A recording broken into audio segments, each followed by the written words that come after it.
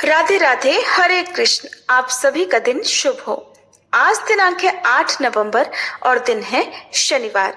आज मार्गशीर्ष मास के कृष्ण पक्ष की तृतीया तिथि सुबह 7:32 पर समाप्त हो रही है और इसके बाद में चतुर्थी तिथि सुबह 7:33 से शुरू होगी, जिसका समापन होगा अगले दिन 9 नवंबर रविवार को सुबह 4:25 पर। और आज मार्गशीर्ष मास के कृष्ण पक्ष की संकष्टी चतुर्थी भी है। तो आप सभी को संकष्टी चतुर्थी की भी बहुत बहुत शुभकामनाएं। आज सूर्योदय का समय सुबह 6:40 और सूर्यास्त का समय शाम 5:40 रहेगा। ब्रह्म मुहूर्त सुबह 5:04 से 5:52 तक रहेगा और राहु काल सुबह 9 बजे से 10:30 बजे तक रहेगा। शुभ योग बन रहे हैं, जिसमें शिव योग शाम 6:32 तक रहेगा। बाद में सिद्ध योग प्रारंभ हो जाएगा और आज भद्रा काल भी रहेगा। भद्रा काल जो कि एक दिन पहले रात 9:16 से प्रारंभ हो रहा है।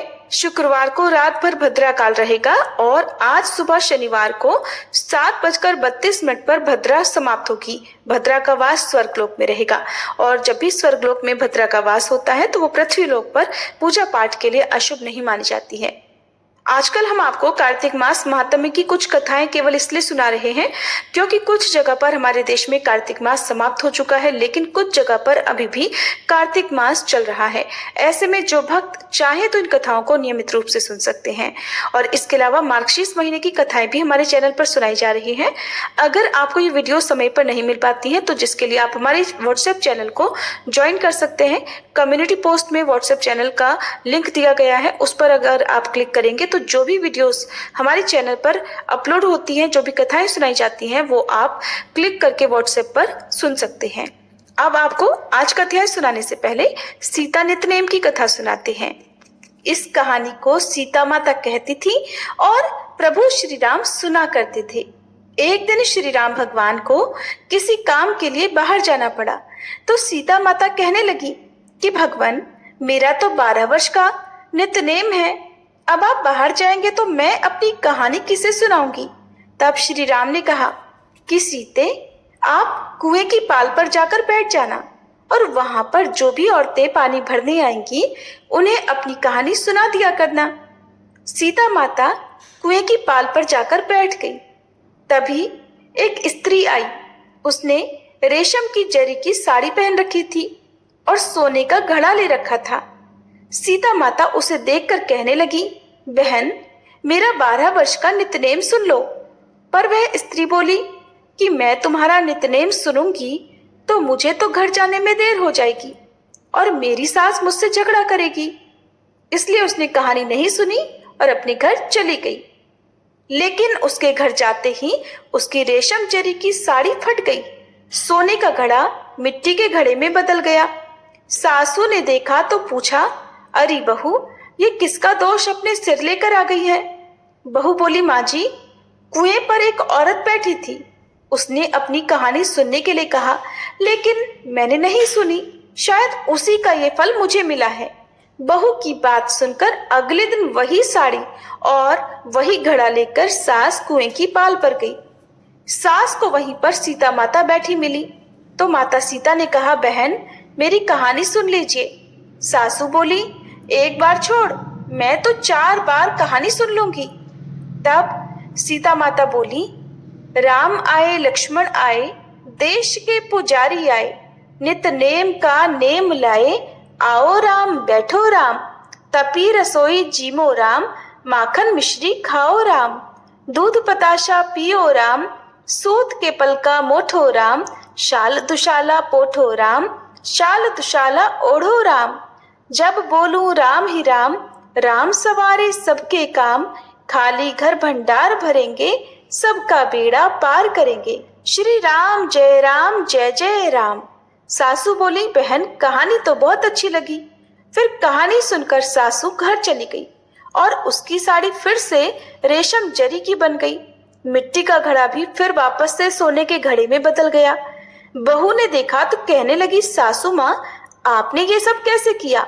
सासू बोली, बहू, तू दोष लगाकर आई थी और मैं अब दोष उतार कर आ रही हूँ।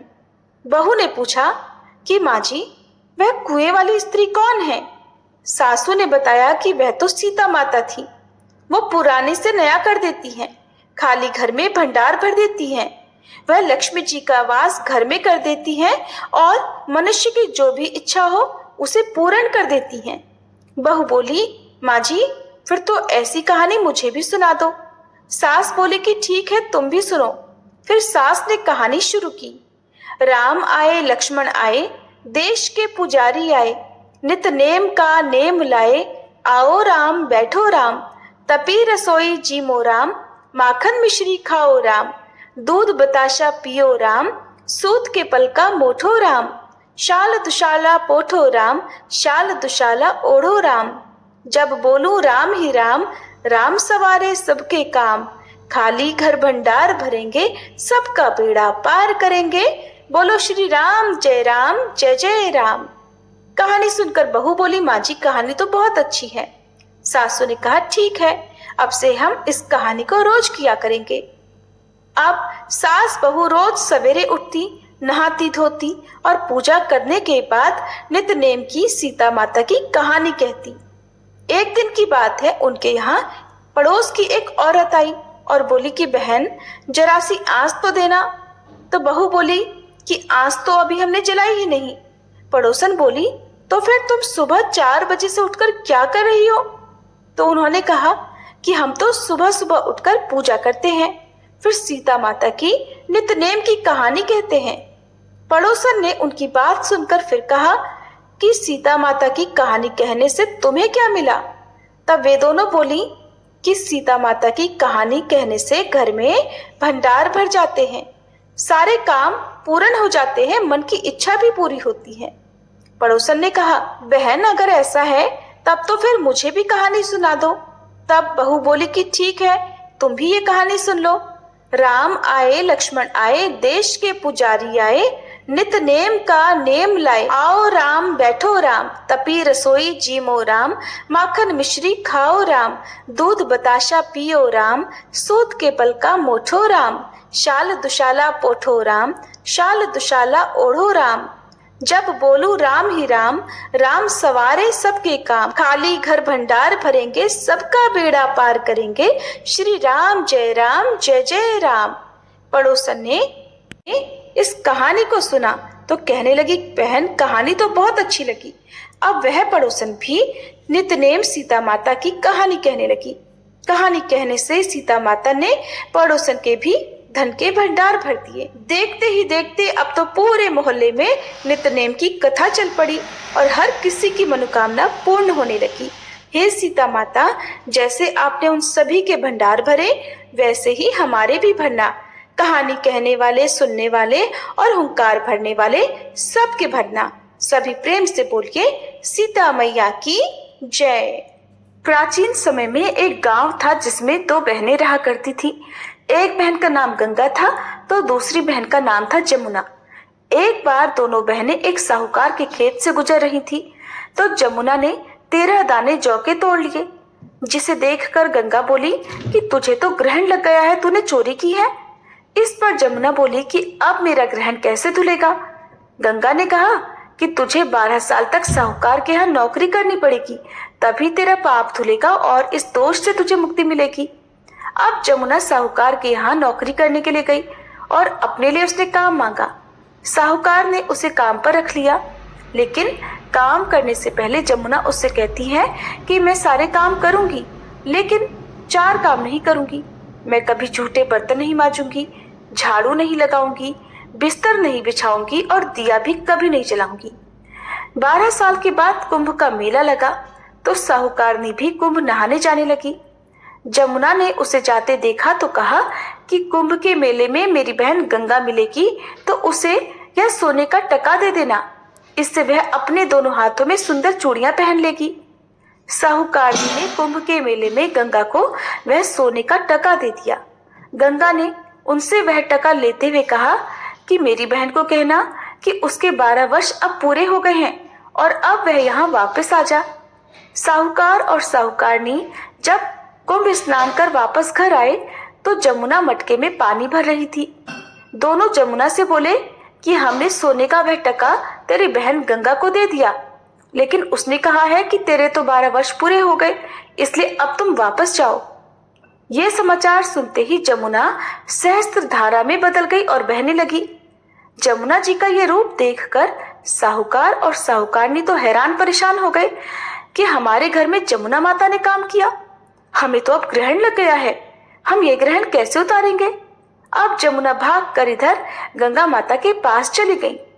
गंगा ने जमुना जी से पूछा कि तुम साहूकार साहूकारनी से कुछ कहकर आई हो या फिर ऐसे ही बिना बताए आ गई। जमुना बोली, मैं तो कुछ भी बताकर नहीं आई हूँ। गंगा ने कहा, जा और उन्हें थोड़ा धीरज देकर आ, नहीं तो उन्हें जीवन भर असंतोष ही रहेगा। अब गंगा के कहने पर जमुना माता साहूकार साहूकारनी के सपने में आकर उन्हें दर्शन देती हैं और कहती हैं कि तुम दोनों उल्टे माथे क्यों पड़े हो, जाओ उठकर खाओ पियो। तब वे दोनों बोले कि हम कैसे उठे, हमें तो ग्रहण लग गया है, क्योंकि हमने उल्टे सीधे और पता नहीं कितने नीच कार्य आपसे कराए हैं। तब जमुना जी बोली कि तुम्हें ग्रहण नहीं लगा है, ग्रहण तो मुझे लगा था कि मैंने तुम्हारे खेत से 13 दाने जौ के जो चुराए थे, मैं तो अपना ग्रहण उतारने तुम्हारे घर आ गई थी। मेरा ग्रहण तुम्हारे घर में 12 वर्ष तक रहने से उतर गया है और अब मेरी मुक्ति हो गई है। जमुना जी ने कहा कि तुम्हें कोई भी ग्रहण नहीं लगा है, उल्टे मेरे 12 वर्ष तक यहाँ रहने से तुम्हारी भी मुक्ति हो गई है। ऐसा कहकर जमुना जी स्वप्न से अंतर्ध्यान हो गई। साहूकार साहूकारनी जब अगली सुबह उठे तो उन्होंने देखा कि उनके घर में तो पहले से भी अधिक धन हो गया है। हे जमुना माता, जैसे आपने साहूकार और साहूकारनी की मुक्ति कराई, वैसे ही आप हम सभी भक्तों की भी करना। प्रेम से बोलिए, गंगा माता की जय, जमुना माता की जय। बहुत पहले की बात है, एक थी इल्ली और एक था घुन। एक दिन इल्ली घुन से बोली कि आओ घुन, कार्तिक का स्नान करें। घुन कहने लगा कि तू तो गोरी पड़ी है, तू ही नहा ले, मेरा तो मोट बाजरा पड़ा है, मैं तो नहीं नहाऊंगा। मैं तो हरे बाजरे का सीटा खाऊंगा, ठंडा पानी पीऊंगा। दोनों के बीच हुई इस वार्तालाप के बाद इल्ली तो राजा की लड़की के पल्ले के साथ लगकर चली गई और घुन नहीं नहाया। कार्तिक माह समाप्त होते ही दोनों मर गए। अब कार्तिक का स्नान करने से इल्ली राजा के घर में जन्म लेती है और घुन राजा के यहाँ पर एक गधा बनता है। राजा की बेटी बड़ी हुई तो उसके विवाह का दिन आया और वह ससुराल के लिए विदा होने लगी। विदा होने के समय अचानक ही बेटी की बैलगाड़ी रुक गई तो राजा रानी दोनों बोले कि ये बैलगाड़ी क्यों रुक गई। बेटी, तुझे जो मांगना है मांग ले। लड़की बोली, पिताजी मुझे तो ये गधा चाहिए। ये सुनकर राजा रानी बोले कि मांगा भी तो क्या मांगा है, कुछ और मांग ले, ये भी कोई मांगने की चीज है भला। लेकिन राजकुमारी अपनी जिद पर अड़ गई और बोली कि मुझे तो बस यही गधा चाहिए। अब तो लड़की की बात सुनकर गधा फुदक फुदक कर भागने लगा और लड़की के साथ वह भी उसकी ससुराल चला गया। महल जाकर लड़की ने उसे नीचे ही सीढ़ी से बांध दिया। एक दिन लड़की सीढ़ी से उतरने लगी तो गधे ने कहा, ए सुंदरी, मुझे पानी पिला दे। तब लड़की बोली कि जब तुझे कहा था कि आ कार्तिक नहा ले तब तो तूने मना कर दिया, तूने तब तो कहा कि मैं तो बाजरा खाऊंगा, ठंडा पानी पीऊंगा। लड़की और गधे की वार्तालाप उसकी देवरानी जेठानी सुन रही थी। वे दोनों अपने देवर के पास चली गईं और बोली, अरे ये तुम किस जादूगरनी को ब्याह करके लाए हो, ये तो जानवरों से बात करती है। अपनी भाभियों की बात सुनकर वह लड़का बोला कि जब मैं अपने कानों से सुनूंगा और अपनी आंखों से देखूंगा तभी विश्वास करूंगा। अगले दिन वह सीढ़ी पर छिपकर बैठ गया। उसकी पत्नी आई और गधे ने उससे फिर वही बात कही, जिस पर रानी ने फिर से वही जवाब दिया। आज तो ये सब देखकर वह राजकुमार तलवार निकालकर अपनी पत्नी के सामने आ गया और बोला कि तुम जानवरों से कैसे बात कर सकती हो, सच सच बताओ तुम कौन हो। उसकी पत्नी ने बहुत कहा कि औरत का भेद कभी नहीं खोलना चाहिए, लेकिन वह तो अड़ा रहा, नहीं मैं तो सब कुछ जानकर ही रहूंगा। राजकुमार की जिद के आगे उसकी पत्नी हार गई और फिर उसने पिछले जन्म की सारी बातें उसे बता दी कि वह पिछले जन्म में इल्ली थी और ये गधा एक घुन था। इससे मैंने कार्तिक स्नान की बात कही, लेकिन तब इसने मना कर दिया, जिसके परिणाम स्वरूप यह इस जन्म में गधा बना और मैं राजकुमारी के पल्ले से लगकर नहाई तो मैं राजकुमारी के रूप में पैदा हुई, इसलिए तो मैं इससे पिछले जन्म की बात कर रही थी। सारी बात सुनकर राजकुमार ने कहा कि क्या कार्तिक स्नान का इतना पुण्य मिलता है? रानी ने कहा, हाँ हाँ, बहुत पुण्य मिलता है। फिर अपनी पत्नी की बात सुनकर राजकुमार ने कहा, यदि कार्तिक स्नान का इतना महत्व है तब तो हम दोनों जोड़े से कार्तिक स्नान करेंगे, दान पुण्य भी करेंगे, ताकि आने वाले समय में हम भी सुखपूर्वक रह सके। तब दोनों पति पत्नी ने जोड़े से स्नान किया। तब उनके पास बहुत धन हो गया। इस कहानी के बाद सभी को कहना चाहिए कि हे कार्तिक महाराज, जैसे आपने इल्ली को फल दिया वैसा ही सभी को देना, लेकिन जैसा फल घुन को दिया वैसा किसी को नहीं देना। एक बार पवित्र कार्तिक मास आने पर गांव की सभी महिलाएं तुलसी माता को सींचा करती थीं। गांव की सारी महिलाएं तो तुलसी सींचकर आ जाती थीं, लेकिन उसी गांव में एक बूढ़ी माई भी रहती थी, जो तुलसी माँ को सींचने जाती और कहती, तुलसी माता सबकी दाता, मैं तेरा बिटला सींचूं, तू मेरा निस्तारा कर। तुलसी माता अडवा दे, लडवा दे, पीतांबर की धोती दे, मीठे मीठे ग्रास दे, वैकुंठ का वास दे, चटक की चाल दे, पटक की मौत दे, चंदन का काठ दे, झालर की झनकार दे, साई का राज दे, दाल भात का जीवन दे, एकादशी का दिन दे और श्री कृष्ण का कंधा दे। बूढ़ी माई की इतनी बात सुनकर तुलसी माँ तो सोच में पड़ जाया करती। एक बार भगवान श्री कृष्ण ने तुलसी माता की इस सोच का कारण पूछ लिया और कहने लगे, तुलसी, आपको सब महिलाएं सींच कर जाती हैं, फिर भी तुम सूखती क्यों जा रही हो? तब तुलसी जी ने बताया कि हे कृष्ण, एक बूढ़ी माई मेरे पास रोज आकर इतनी बात कहकर जाती है। इनमें से मैं बुढ़िया माई को सब कुछ तो दे सकती हूँ, पर आपका कंधा कहाँ से दूंगी? तब भगवान बोले कि तुम चिंता मत करो और बूढ़ी माई को आशीर्वाद दे दो। तुलसी माता ने वैसा ही किया। थोड़े दिन के बाद बूढ़ी माई मर गई। सब कोई उसे उठाने लगे, पर वह तो इतनी भारी हो गई थी कि किसी से भी उठाई नहीं उठी। अब तो हर कोई कहने लगा, पाप घाट की माला फेरती थी, जिसकी वजह से इतनी भारी हो गई। तभी भगवान श्री कृष्ण एक ब्राह्मण के भेष में वहां आए और उन्होंने गांव वालों से कहा कि मुझे इन बूढ़ी माई के कान में कुछ कह लेने दो, शायद ये हल्की हो जाए। तब लोगों ने कहा कि तू भी अपने मन की निकाल ले। और तब भगवान श्री कृष्ण ने जाकर बूढ़ी माई के कान में कहा, माई, तू बिड़ला सींचे मेरा, मैं करूं निस्तारा तेरा। बुढ़िया माई अड़ुआ ले, लड़ुआ ले, पीतांबर की धोती ले, मीठा मीठा भात ले, वैकुंठ का वास ले, चटक की चाल ले, पटक की मौत ले, चंदन का काठ ले, झालर की झनकार ले, साई का राज ले, दाल भात का जीवन ले और ले श्री कृष्ण का कांधा भी ले। इतना सुनते ही बूढ़ी माई तो हल्की हो गई। उसके बाद भगवान श्री कृष्ण ने स्वयं उसे अपना कंधा देकर उसे मुक्ति प्रदान की। इसलिए कथा के अंत में कहा जाता है कि हे तुलसी माई, जैसे आपने उस बुढ़िया को मुक्ति दी वैसी सबको देना, अंतकाल में सबको हे श्री कृष्ण आपका ही कंधा मिले। प्रेम से बोलिए तुलसी माता की जय, श्री कृष्ण भगवान की जय। अब सुनिए कार्तिक मास की ब्राह्मण दंपत्ति और उनकी बहू कार्तिक स्नान की कहानी। एक बार की बात है, एक नगर में एक ब्राह्मण और ब्राह्मणी रहते थे। वे रोजाना 7 कोस दूर गंगा स्नान करने जाते थे। इतनी दूर आने जाने से ब्राह्मणी थक जाती थी। एक दिन ब्राह्मणी बोली, काश हमारे भी एक बेटा होता तो कितना अच्छा होता। बेटे की बहू आती और हमें घर वापस जाने पर बना हुआ भोजन मिलता और बहू घर का सारा काम भी कर देती। ब्राह्मणी की ये बात सुनकर ब्राह्मण देवता बोले, बात तो तुम सही कह रही हो, चलो आज मैं तुम्हारे लिए बहू ला ही देता हूँ। ब्राह्मणी बोली, वो कैसे भला?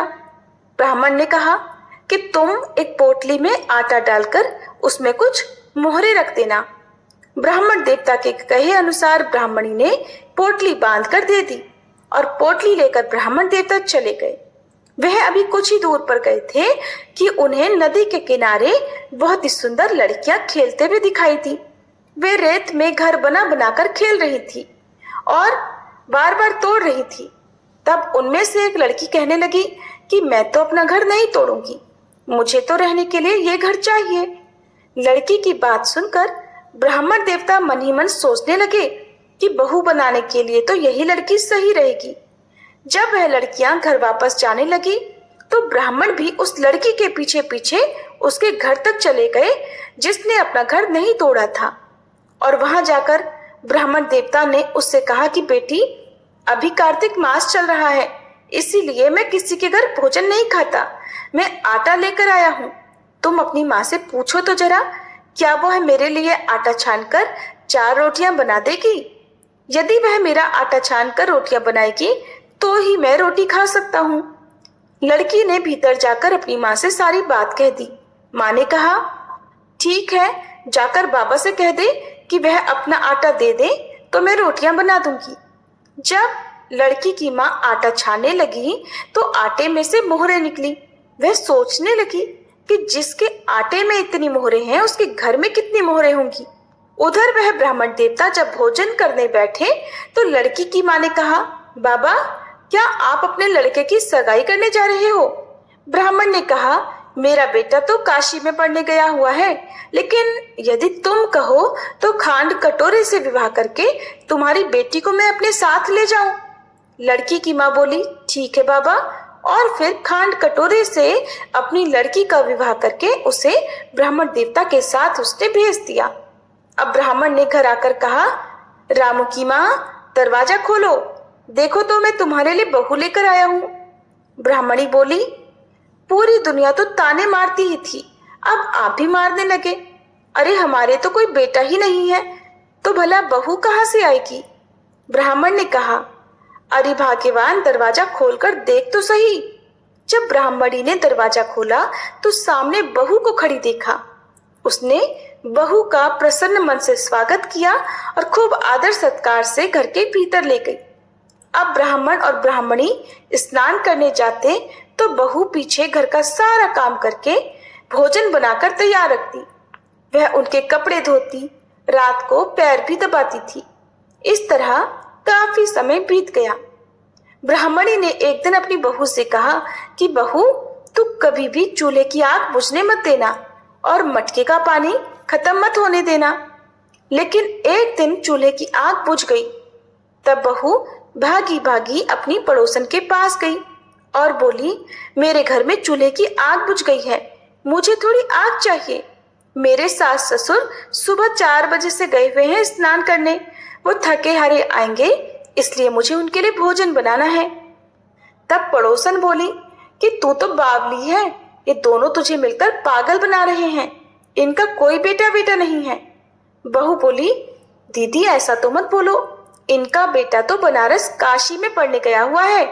तब पड़ोसन ने कहा कि ये तुझे झूठ बोलकर लाए हैं, इनका कोई बेटा नहीं है। अब की बार तो बहू पड़ोसन की बातों में आ ही गई और कहने लगी कि तब आप ही बताओ मैं क्या करूं। पड़ोसन ने कहा, करना क्या है, जब तुम्हारे सास ससुर वापस आए तो जली फूकी रोटियां और बिना नमक की पतली दाल बनाकर दे देना। खीर का चमचा दाल में और दाल का चमचा खीर में डाल देना। अब तो बहू पड़ोसन की सारी सीख लेकर घर आ गई और जब उसके सास ससुर वापस घर आए तो आज न तो उनकी बहू ने उनका आदर सत्कार किया, न ही उनके कपड़े धोए। यहाँ तक कि जब उसने अपने सास ससुर को भोजन दिया तो सास बोली, बहू आज ये रोटियां जली फूकी क्यों हैं और दाल भी बिना नमक की है। तब बहू ने तपाक से जवाब दिया, माँ जी, एक दिन ऐसा खाना खा लोगे तो कुछ बिगड़ नहीं जाएगा तुम्हारा। सास ससुर को खरी खोटी सुनाकर वह अब फिर से पड़ोसन के पास गई और बोली कि अब बताओ आगे क्या करना है। पड़ोसन बहुत चालाक थी, कहने लगी, अब तुम 7 कोठों की चाबी मांग लेना। और अगले दिन जब वह ब्राह्मण ब्राह्मणी स्नान करने के लिए जाने लगे तो बहू जिद पर अड़ गई, बोली, मुझे तो 7 कोठों की चाबी चाहिए। तब ससुर ने ब्राह्मणी से कहा, इसे चाबी दे दो, आज नहीं तो कल इसे देनी ही है।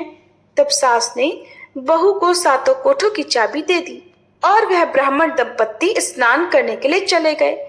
उनके जाने के बाद जब बहू ने दरवाजे खोले तो देखा किसी में अन्न भरा है, किसी में धन भरा है और किसी कोठे में बर्तन भरे पड़े हैं।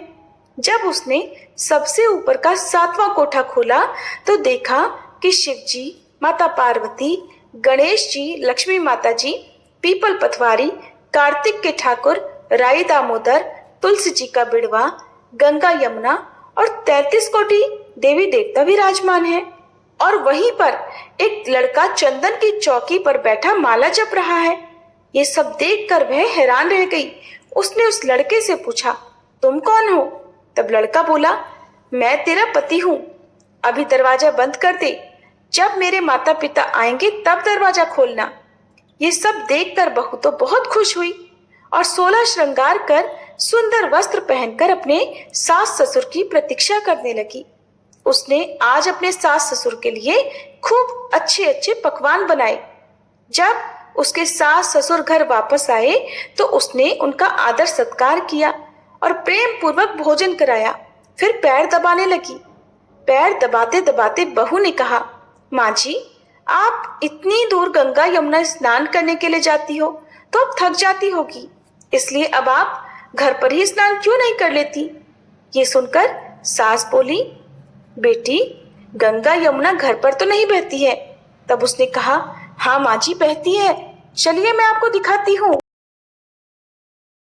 जब बहू ने 7वां कोठा खोलकर दिखाया तो उसमें तो शिव जी, पार्वती जी, गणेश जी, लक्ष्मी जी, पीपल पथवारी, कार्तिक के ठाकुर, राई दामोदर, तुलसी जी का बिड़वा और गंगा यमुना बह रही है। साथ ही 33 कोटि देवी देवता भी विराजमान है। और वही चौकी पर बैठा एक लड़का माला जप रहा है। माँ ने देखा तो पूछा, बेटा तू कौन है? लड़का बोला, माँ जी, मैं ही तो तुम्हारा बेटा हूँ। तब ब्राह्मणी ने पूछा, तू कहाँ से आया है? लड़के ने उत्तर दिया, माँ जी, मुझे कार्तिक देवता ने भेजा है। ब्राह्मणी ने कहा, बेटा, भला ये दुनिया कैसे मानेगी कि तू मेरा ही बेटा है?